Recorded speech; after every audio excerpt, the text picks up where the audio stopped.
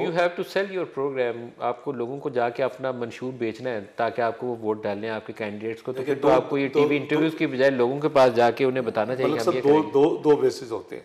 एक होता है कि आप यू आर ए न्यू कमर, जैसे पीटीआई थी, और people would see your performance. दूसरा है कि आपकी past performance is a big, more than 50%।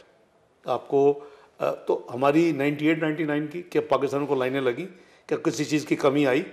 I mean 8 महीने प्रोग्राम सस्पेंड रहा, वर्स्ट सैंक्शन लगी पाकिस्तान में। We manage, prime minister Nawaz Sharif थे, मुझे फाइनेंस, कॉमर्स मिनिस्टर था मैं, मुझे फाइनेंस भी दे दिया गया, अल्हम्दुलिल्लाह। We manage. सादा अक्सरियत मिलती है तो आपकी तरफ से वज़ीर आज़म के उम्मीदवार कौन होंगे? मियां मोहम्मद नवाज शरीफ, मेरा तो वही उम्मीदवार है। आपके नहीं, पार्टी का डिसीजन? पार्टी का भी यही डिसीजन, पार्टी का ये डिसीजन, नवाज शरीफ उम्मीदवार? जी जी इंशाल्लाह।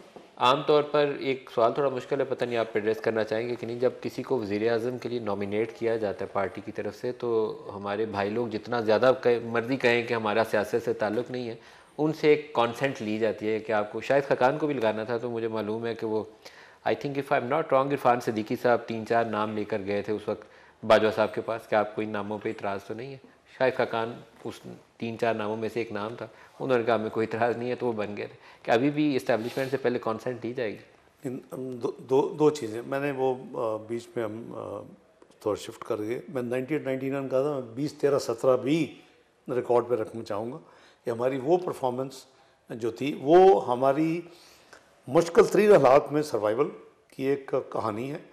और अल्हम्दुलिल्लाह इंफ्रास्ट्रक्चर डेवलपमेंट में, सीपैक वगैरह में आप लोग क्रेडिट राइटली क्लेम कर सकते हैं, मैं आपको डिस्क्रेडिट उस पे नहीं करूंगा। 2013 2017 में हमने मैक्रो इकोनॉमिक अनस्टेबल मुल्क जो ग्लोबली डिक्लेयर्ड था, उसको उस पॉइंट पे लाके 4 साल में मियां नवाज शरीफ के नाम के ऊपर क्या एस्टेब्लिशमेंट से कॉन्सेंट लेंगे?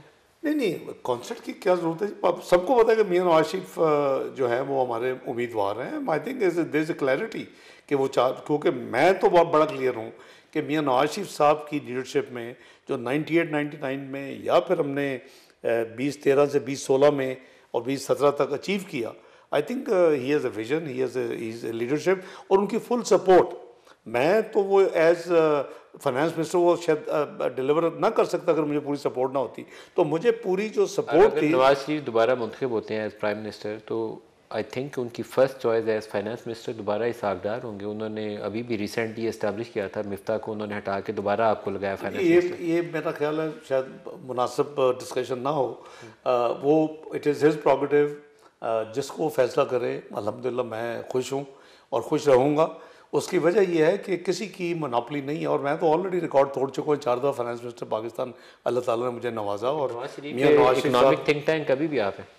देखिए, वो तो पार्टी में तो वो लेट्स, मैं फाइनेंस मिनिस्टर नहीं हूँ, लेकिन suggestion as his team member तो मैं दूंगा ना। मैं तो अभी भी दी हैं।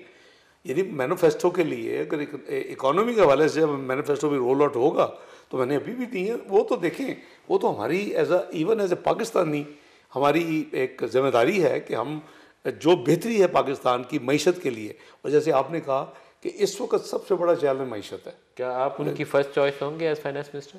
वो ऑनेस्टली आई डोंट नो, लेकिन I will be happy either way, कोई मसला नहीं है। मैं हूँ या ना हूँ, मैं पार्टी को जो मुझे पार्टी मुझसे कोई सजेशन लेगी, मुझे अभी भी ली हैं, मैंने दी हैं अपने आइडियाज़। और वो मैं देखें, वो मेरी एज मुस्लिम लीगर, एज मियां नवाज शरीफ का फॉलोअर, वो मेरी जिम्मेदारी है कि मैं करूं। और हम सब की है, जो जितने भी की लोग हैं। तो अगर वो किसी और का भी फैसला करते हैं, दैट बी वेलकम्ड।